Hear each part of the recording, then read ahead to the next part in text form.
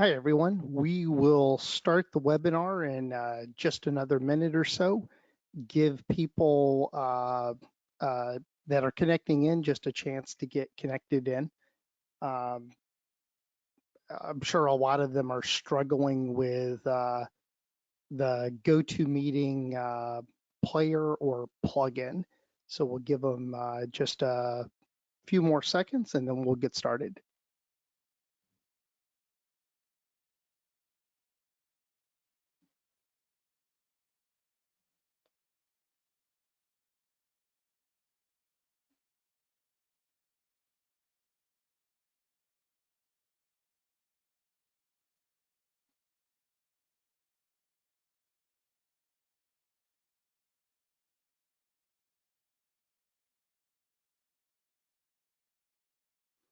All right, let's go ahead and get started. So today's webinar is why OCI for JD Edwards. So you've got a lot of other cloud options out there and available, and depending on who you're talking to, you're probably getting a lot of different answers. So this is basically going to walk through why in most cases we believe OCI is the right option, the right cloud for your JD Edwards environment. So we'll go ahead and jump in. So kind of topics today, we're going to hit the Gartner Magic Quadrant. So what does Gartner have to say about JD Edwards as well as your other options that are out there? We're going to talk about economics, flexibility, price, performance, and licensing. Spend some time talking about Oracle's multi-cloud strategy and why that's really important, why that's a big thing. Availability, because at the end of the day, it's great that everything is really cheap and fast, but it's also really kind of important that it stays on. And then kind of the importance of having a single vendor around all of it, that single throat to choke. So kind of jumping right in, let's talk about Gartner and what Gartner has to say. So this is a picture of the Gartner Magic Quadrant from 2018. And the big feature with 2018 and why I like this was the year that OCI, Oracle Cloud Infrastructure, really was feature complete for JD Edwards workloads. Now, there's a lot of other capabilities that are always being brought to the cloud, but the core set of capabilities that would be important to someone running JD Edwards on OCI in 2018, it was pretty much all there. So for those that aren't familiar with the Gartner Magic Quadrant, kind of at the bottom is completeness of vision. So this is where Gartner is coming in, doing an objective look at all of the different IaaS providers that are out there. By the way, IaaS standing for Infrastructure as a Service. So a lot of times when you're talking about cloud within the context of these legacy applications, you're really talking about infrastructure as a service. So they're looking at what is the completeness of the vision. Do they have all the features and functionality that's important to you? And that's the x-axis on the bottom. The y-axis is what's their ability to execute on that strategy. And so kind of it's divided up. Your lower left-hand quadrant is really talking about the niche players. So they're good for some specific use cases, but not necessarily who you're going to want to start your analysis with. And at that time, frankly, Oracle was very much a niche player. They were feature complete for JD Edwards, but you didn't have a large amount of customers that had adopted them at that point. There were a lot of unknowns still with Oracle, and you really had to have some hard conversations about why would I want to do Oracle versus some of the others that are up there in that leader quadrant, such as AWS, Azure, and Google GPC. So that's where we were in 2018. So the most recent Magic Quadrant that came out is from late 2023, and it shows a very different story. So kind of one of the really big things that jumps out is you can see from 2018 how you went from that niche player all the way to 2023. Oracle OCI has broken into that leader quadrant. One of the other really interesting things is AWS itself. And AWS still remains the leader as far as cloud goes, as far as IaaS workload. But what I found really interesting is where Oracle has got this trajectory where things are continuing to improve, AWS is actually regressing. Now, they're like I said, they're still the leader. They're still have got more workloads out there than pretty much any other provider. But the trajectory I find is really interesting, especially once you layer in some of the other things that we'll be discussing in this presentation today. So why is OCI the leader? So a couple things, and this is the biggest that really gets people's attention, and it comes down to economics. So what I'm showing here is a small server. This would be something that you'd have a lot of servers of this type within a standard JD Edwards environment. So 4 vCPU, 32 gig of RAM, running Linux. So most of the cloud providers are going to have two different models in which they're going to sell you this particular infrastructure. So the first is on an on-demand model, meaning that you're making no commitments. You can provision something, change your mind, do something different later. Maybe you decide that it's the wrong class of server, you need to scale it up, you need to scale it down, or you just decide you don't need the server at all.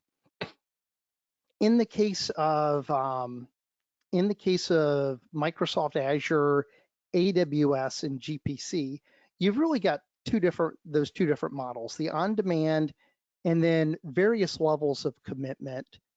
It would become a very busy slide, so I'm just showing kind of a 3-year commit, which for most of those cloud vendors is really kind of their sweet spot.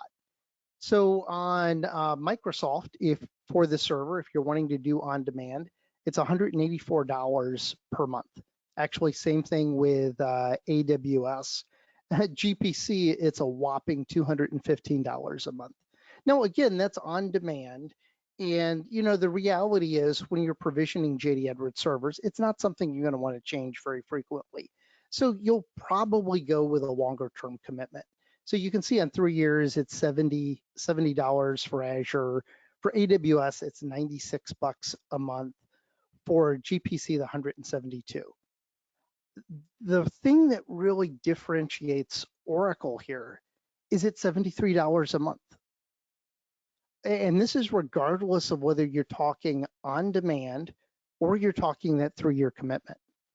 So they're giving you the maximum amount of flexibility. And it's like $3 a month more than AWS's 3-year commit. Now, one other thing that's really important to call out is this is not layering into account or into factoring in any discount structures that OCI has. So if you're got a large aggregate spend with them over a year or more time frame, you're going to get a discount off of that list price, which is basically going to take that $73 a month and make it less. So regardless of what option you're talking about there, you've got OCI coming in the least cost while at the same time giving you the maximum flexibility. So economics, very, very compelling case for why OCI makes sense for these workloads. So this was with the Linux. Let's talk about another scenario. And this would be Windows operating system. And by the way, this will be a reoccurring theme with me during this presentation. Whenever you can avoid using Windows. Use Oracle Linux for your system. And the reason is, like I said, kind of from the previous example going back, this is Linux. Only thing that's different that we're changing here is the operating system. Look what it's doing to the price. Azure, $318 a month for that server. Same thing for AWS. For GPC, $350 a month. For Oracle, $214 a month. But $214 a month, even on Oracle, is a lot more expensive than that $73 per month. So we'll talk a little bit about what servers you can almost always get away with using Oracle Linux for, which economically is going to give you a much better option than these others. Now, kind of looking at the 3-year commit side, with Microsoft, you can get that for as little as $204 per month if you're doing the 3-year commit. Probably the other important thing to note here with Azure that we're not going to go into detail on is they do have a separate mechanism where if you already have an EA agreement with Microsoft today, so let's say you've already purchased Windows licensing as part of that EA agreement, they have something called a hybrid benefit where they'll let you bring that license to the cloud. So for the infrastructure, you'll be paying for the Linux price, but you can be running an Windows operating system on. And so a lot of people initially take a look at that and go, wow, that is such a better deal. It's only $70 versus that $204. The thing to remember is you're still paying for that Windows license. You're just paying for it out of a different bucket, out of a separate bill. So whenever doing those comparisons, even using hybrid benefit, really, really important that you take and layer into that those Microsoft costs from your EA side so that you're getting a true apples to apples comparison. Again, Oracle, $214 a month, giving you the flexibility that's kind of billed on a per hour basis. So turn it on, turn it off whenever you want. Maximum flexibility there. So speaking of flexibility, this is one of the other things that really differentiates OCI from a lot of its competitors. And this is the ability to pick exactly how much CPU you want and how much RAM you want. So with a lot of the vendors, you get stuck into these fixed ratios, which a lot of the time the fixed ratios will work for you just fine. But other times you're going to be in a situation where you're forced to overbuy stuff. So OCI, this is just basically a screenshot showing their VM standard E4 Flex. They've actually come out with the E5 Flex now, which is probably what you would want to use if deploying on OCI. But you literally go in and pick the number of CPUs you want, you pick the amount of RAM you want, and you tailor make something specifically to what your requirements are. Now we'll go back to the situation that we were talking about before with the Windows operating system. 4 processors, 32 gig of RAM. This is all the numbers here, but let's say this was a small database server and you've decided based on some performance analysis that, hey, I need to scale up this database server. If I give it 16 more gig of RAM, it's going to dramatically improve the end user experience because 90% of the time it's always the database that's your bottleneck. And one of the best things you can do for a database server is give it extra memory, especially a JD Edwards database server. So what happens if we want to scale this up on the cloud? So let's start with Microsoft. So because of these fixed ratios, I figure out, okay, what is the next instance type up that will get me as close to that requirement as I want. So I wanted 48 gig of RAM with that 4 vCPU configuration. 54 gig is as close as I can get. So I'm overbuying on memory. I'm not overbuying too much memory in this particular scenario. Doesn't cause me too much heartburn because the really big thing that's going to drive the price is the CPUs, both from the database side as well as from the Windows licensing side. And frankly, for a database server, there's no such thing as too much memory. So, overbuying RAM, extra RAM, yeah, it's more than I wanted, but it's not going to upset me terribly. Let's look at AWS. So now, in order to get that profile, I'm not only having to overbuy on the RAM side, I'm also having to overbuy CPU.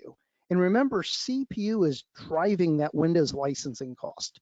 I don't need the CPU for my database. The reality is, most of the time, my database is sitting there 10, 20% CPU utilization. But RAM is pegged out. Uh, Again, no such thing as too much RAM. So I'm overbuying Windows, I'm overbuying CPU, and I'm overbuying RAM because of these fixed ratios. GPC, exact same thing. I'm overbuying CPU, I'm overbuying RAM, I'm overbuying Windows. But on OCI, because of these flexible instance types, I add just that additional RAM that I need and nothing else. So what was the impact of that from a cost standpoint? So starting at the bottom, Oracle, $232 per month. If we go back and we look at that before, I went from $214 to $232. So on Microsoft, assuming that we're using the 3-year commit, we're now at $439 per month versus that 232. AWS $460 a month, GPC $613 per month. So scaling up. So initially we were in good shape. The numbers weren't terribly far off. But as you need to add that incremental capacity, this is where you get in trouble. This is where you get upside down. And let's say some of these were reserved instances where you committed to that particular shape and now you're changing it. So you're either back in an on-demand model. So you're like in the case of AWS, you're now paying that $637 per month, or you may have walked away from an existing reservation commitment and you're making a new one. So this flexibility really, really is a big deal, especially in terms of the ongoing tuning and the right sizing of your environment. This is a slide that every time I show it, when I'm talking about storage price performance, people think I've got a typo. They look at that Oracle number, $47, and they're like, you made a mistake. You missed a zero. There's supposed to be at least another zero there. Maybe there's supposed to be 2 zeros because this is Oracle and everybody knows Oracle's expensive. So what's going on here? Well, the story is Oracle was very, very late to getting into cloud. You go back and you listen to some of Larry Ellison's early statements about cloud. Started out, Oracle was a very anti-cloud company. Now they've made an extreme pivot, 180 degrees. But because of where they started from, they were very late into getting into this market. They needed a way to radically differentiate themselves with what had become a very crowded market. Something that's jokingly referred to with Oracle as the fourth mover advantage. And they were the fourth major player getting into this. So how did they differentiate themselves in the crowded market? Well, storage price performance was one of 2 major things that they used for differentiating. So in this particular example, I'm showing what happens if I need 500 gig of storage, and I need that 500 gig of storage to have 50,000 IOPS. So this is the cost per provider. So Azure, over $2,500, AWS almost $3,000, GPC almost $3,700, OCI 47 bucks, 47 bucks a month. So you're probably looking at this going 50,000 IOPS. This is a ridiculous example. I don't need 50,000 IOPS for my database. And chances are you're absolutely correct. For 80% of the JD Edwards installations in the world, this really is overkill. So let's go ahead and take it, and we're going to drop everything down one class of storage and see where the numbers come in then. So if I do that, so I'm still looking at 500 gig, but I'm dropping everything back one class, you can see the numbers have tightened up quite a bit. So Oracle is only slightly less, or only dropped a little bit from what it was before. The $47, now it's down to $38. We dropped from that 50,000 IOPS to, we're now getting 35,000 IOPS. So it's still, of everything that I'm showing here, it's still the least expensive, and it's double the performance of any of these other options. So Microsoft, $103 per month for 16,000 IOPS. Wow, that's really way better than the numbers we were looking at before. But it's still 3 times the numbers of Oracle for half the performance. Very similar story for AWS, very similar story for GPC. So really, price performance, which is for storage, which is incredibly important when you're talking about database workloads. It is a big deal because nothing covers performance issues as much as RAM and IOPS, and there's no such thing as too much on either of those. Another big thing is licensing on the public cloud. So Oracle came out with guidance several years ago where they introduced a new deployment model for you. So previously you had processor-based licensing for on-prem. You had something called the x86 core factor, and then you also had another model called NUPS, or named user plus licensing. But how these models worked with various virtualization, et cetera, there was a lot of nuance too. One of the things Oracle came out with was a public cloud model that is applicable for AWS and Azure. And what that public cloud model says is one processor license on Oracle equals 2 vCPU. So same thing on Azure, same thing on AWS. GPC has there is no cloud licensing model for that. So with GPC, you're really in a scenario where you're looking at needing to buy a dedicated host to run everything on. So literally a physical machine, so that you can use one of those other license mechanisms, such as the x86 core factor, et cetera. For OCI, one processor license equals 4 vCPUs. So your licensing on OCI for processor-based licensing goes twice as far. For standard edition only, one processor license equals 8 vCPUs. So how does this play out in terms of economics? So let's look at an example where you've got a database server. You want to have 16 vCPU and 512 gig of RAM. And these numbers are based on Oracle list price, which is $47,500 per processor license with an annual support of just over $10,000. So for both Microsoft and for AWS, that means you're going to need 8 processor licenses to support that workload. And over a 5-year period, that's going to be just under $800,000 cost.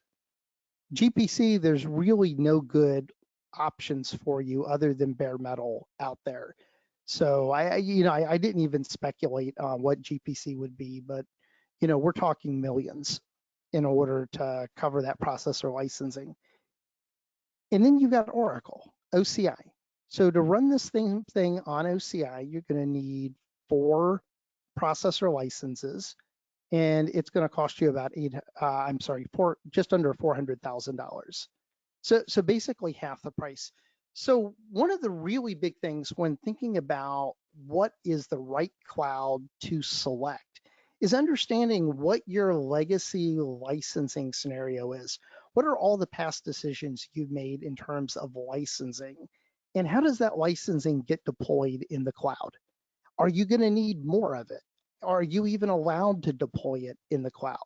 This is probably the biggest overlooked thing that creates liability for enterprises, is not understanding how that licensing maps. So very, very important, very critical to make sure that you understand that you've got that down.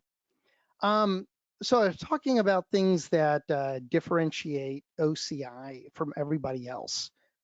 The other is egress fees. Sometimes I refer to this as the cloud exit tax. So any data coming into the cloud is free. We're always happy for you to bring things into the cloud. But most of the providers are wanting you to pay through the nose when it comes to data leaving the cloud. So I'm using a hypothetical 10 terabytes a month, and by cloud, this is the cost. So Microsoft, $800, AWS, about half of that. GPC, over $1,100 a month. Oracle, well, the first 10 terabytes are free. And you're like, come on, Paul, you're picking the particular example where everything was free with OCI. Well, the first thing I'm going to say is for the majority of JD Edwards customers out there, 80% plus, you're going to have less than 10 terabytes of egress per month. So it literally is going to be free. But let's say you're maybe in that top 20% where you've got a big data warehouse sitting over in Azure and you need the data change data capture to be going from your JD Edwards environment flowing into that warehouse. It's going to create a lot of egress. Well, and I had another slide in here and I think I deleted it, but it was basically showing what happens if you go up to 50 terabytes of egress. The bottom line is Oracle is about 80% less expensive than the alternatives. So disk storage price performance, Oracle database license optimization, or really for that matter, any Oracle product that's licensed by CPU, and storage price performance for egress. These are the major areas where Oracle really is differentiating itself. And this one is labeled multi-cloud because, a key part of tying all of these clouds together is making sure it's not cost prohibitive. And in the case of a lot of these clouds, they are really engineered to penalize you anytime you use any cloud other than their own.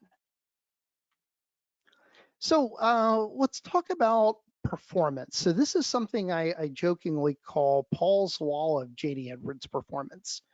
So Paul's Law postulates that 90% of the time, your performance bottleneck in JD Edwards is the database server.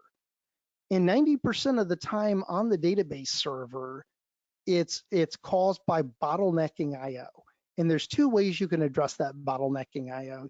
You can throw more RAM at it, so more stuff is getting, more queries are getting serviced out of RAM, and or faster disks, more IOPS. And so kind of both examples I was showing before, where you're wanting to scale up the server by adding more RAM to it, or you're wanting to increase the amount of IOPS that you have available to the storage or to the database server, Oracle just wins flat out every time. Scaling these up on other clouds can get very cost prohibitive very, very fast. especially in those scenarios where you're having to double the number of processors to get there. Now all of a sudden you're having to also double that database licensing that you're purchasing. So 90% of the time it's the database. What about the other 10% of the time?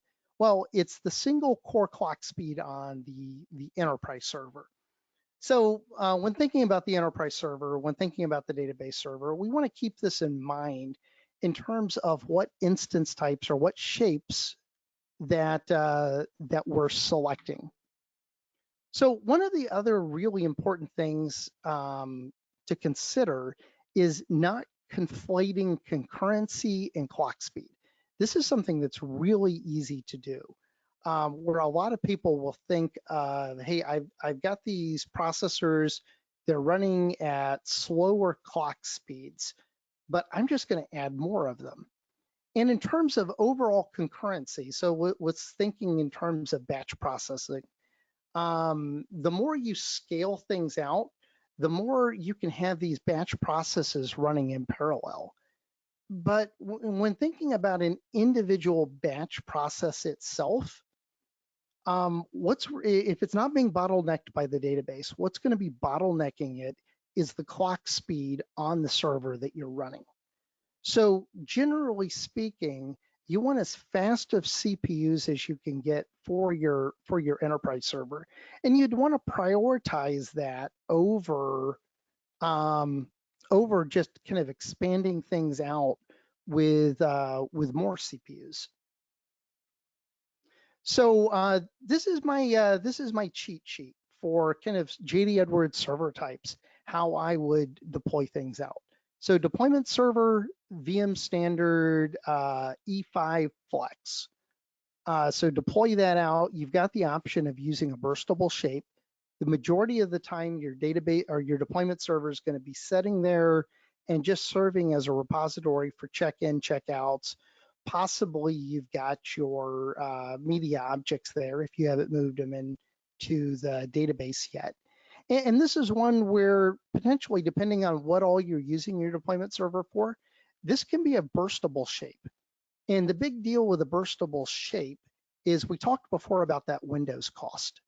So with the burstable shapes, you're paying for not just a fraction of the CPU, but you're also paying for a fraction of that Windows licensing. So it can really save a lot of money. Another one that I would recommend is on your WebLogic servers, run Oracle Enterprise Linux. So even if you're a SQL Server environment, use OEL to run this on. Massive difference in cost between running it on Linux, between running it on Windows. Plus, you're getting a better security posture. Linux is a more secure operating system, generally speaking, than Windows is. Now, these ones I would not use burstable. And the reason is you're running Linux on them already. There's not a tremendous amount of money to be saved. And so it's not worth potentially taking the little bit of performance hit that you might have gotten by selecting burstable in that case. Enterprise server, I would go with the optimized 3. And this is regardless of whether you're running Windows or you're running Oracle Enterprise Linux. If it's an Oracle database, you probably want to be using Oracle Enterprise Linux for your enterprise server as well, if you can. Now, there may be some scenarios where you've got a third-party product that requires a Windows enterprise server. In that case, you're just going to have to run Windows. The reason for the optimized 3, though, is that's going to give you your highest clock speeds. And on this one, you don't want to do burstable. Actually, for optimized 3, burstable is not even an option. Database servers, never do burstable on. You want all that processing capacity. The main thing is to make sure you're not getting throttled around I/O. So again, operating system, this could be Windows, this could be Oracle Linux, depending on the database. And I've got 2 different shapes here. I've got the VM optimized 3 flex and the VM standard E5 flex. Now, what the rules are is if the VM, if your database needs less than 256 gig of RAM, go with the optimized 3. It gives you 4 times the amount of network IO per OCPU as the E5 Flex does. And like I said, IO is everything when it comes to database servers. The thing with the VM Optimized 3, though, is it taps out at 256 gig of RAM. So if you need more than 256 gig of RAM, go with the E5 Flex, but spend a lot of time doing the analysis around how much OCPU you need, because one OCPU ties out to 1 gigabyte per second of the network IO, and basically work into the math, because it's not the CPU utilization that's really going to dictate how many OCPUs you need. It's going to be the network IO or disk IO at the end of the day. And then the last one is development clients. VM standard E5 Flex always do burstable on these. And unfortunately, dev clients always is Windows, although I hear from Clayton Seeley, he's doing his very best to try to make these go away. Or maybe that was the deployment server. He also doesn't like Windows. So avoid the Microsoft tax whenever you can. So a couple things to finish up with on the database, and this will kind of conclude the presentation. So one of the really cool things in JD Edwards that came out starting with tools 9.2.6 was kernel recycling, and the way you can combine this with Oracle RAC to allow online patching without taking an outage. So what I'm showing on the left is a database rack cluster deployed in OCI, 8 vCPU, 64 gig of RAM per node. And you've got the ability to patch one side of the cluster at a time, and do so in a way where JD Edwards never has to come offline. For disaster recovery, in this scenario, you'd want to use Oracle Data Guard, replicating over to a small instance on out of region. But the cool thing is, and this is really a big differentiator for OCI, this is the only cloud where this is a supported architecture. Now, some of the other clouds, you can cobble together something that will run rack. It's not going to be a supported version or a supported architecture, though, where this is, and this really allows you to minimize the amount of scheduled outages that you're taking. Now, one other architecture, and this personally is my favorite, and this is where I'm going to get a extremely low cost option, very high performant option for my JD Edwards. So in most cases, I would be utilizing your Oracle database license that came as part of Oracle Tech Foundation. So Oracle Standard Edition 2, allocate 4 OCPUs, allocate 256 gig of RAM. So this is that VM Flex where I'm maxing it out on the RAM already. I'm getting 6 gigabytes per second of that network IO. And then I'm using volume group replicas for disaster recovery. So it's taking all of the underlying storage and asynchronously replicating it out of region. So I'm not even having to do anything at the database level. It's using a primitive at the cloud level to achieve this really low RPO, RTO for the database.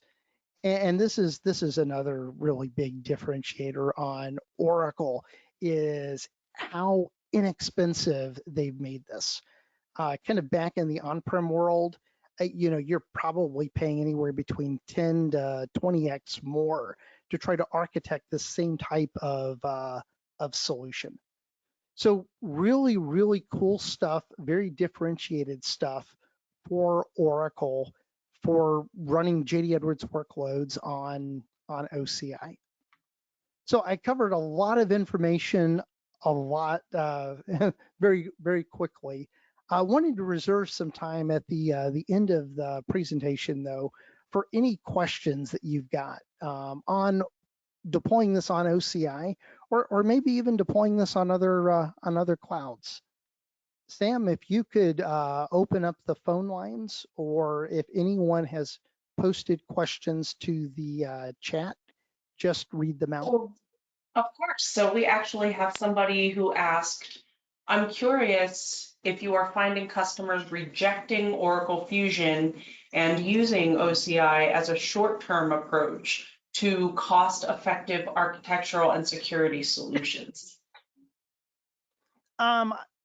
Yes, with an asterisk. I wouldn't use the word rejecting Fusion. Fusion is a strategy that JD Edwards customers can adopt over time. And one of the really cool things with the Fusion apps is using technologies like Cafe One, you can integrate them back into JD Edwards. You can also start using modern application development like Oracle's VBCS to create these apps, modern applications. But again, they integrate back into JD Edwards, so they're all very tightly coupled. But in terms of kind of security, compliance, performance, availability, disaster recovery, all of the bread and butter stuff that's important for JD Edwards, it's one of the major reasons people are adopting OCI is it really offers good answers to all those questions.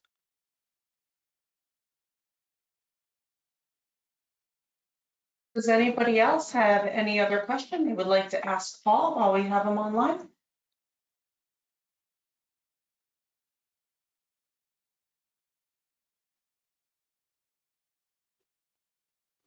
And just kind of one last shout out, if anyone has any questions, architecture questions, would like help with a cloud assessment, kind of going through analyzing what you've got, what licensing you have, and how it maps to the different clouds and what the trade-offs are, feel free to reach out to us. We'd love an opportunity to work with you on this.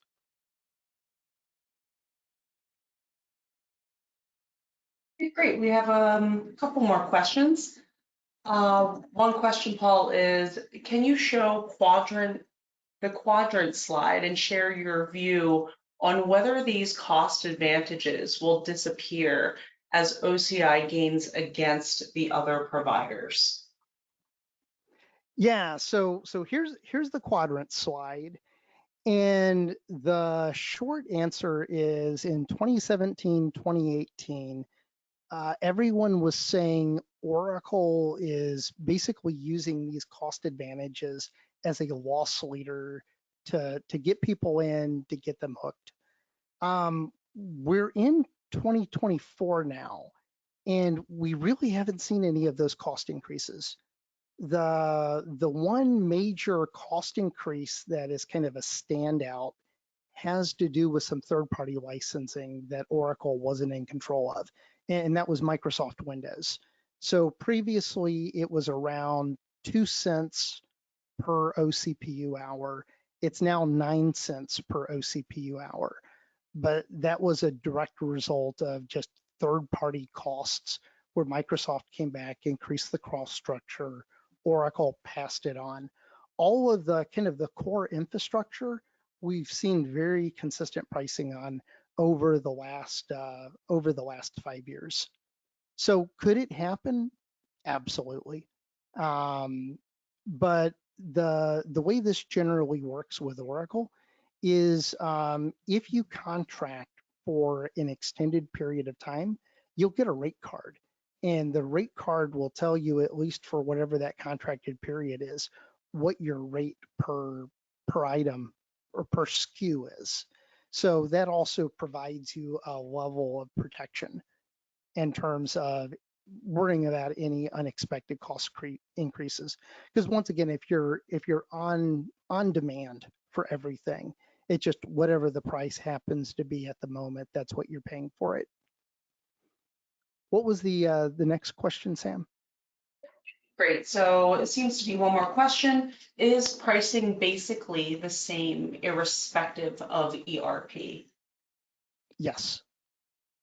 The one thing I will call out is Oracle has a SSO technology called Oracle Identity Domains, previously called IDCS.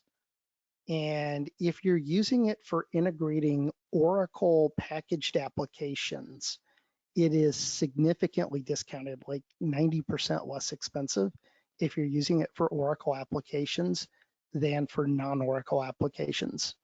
That's really going to be your only type of difference you're going to find.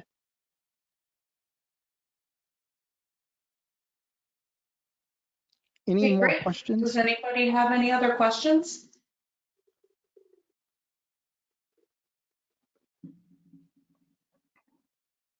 Dear.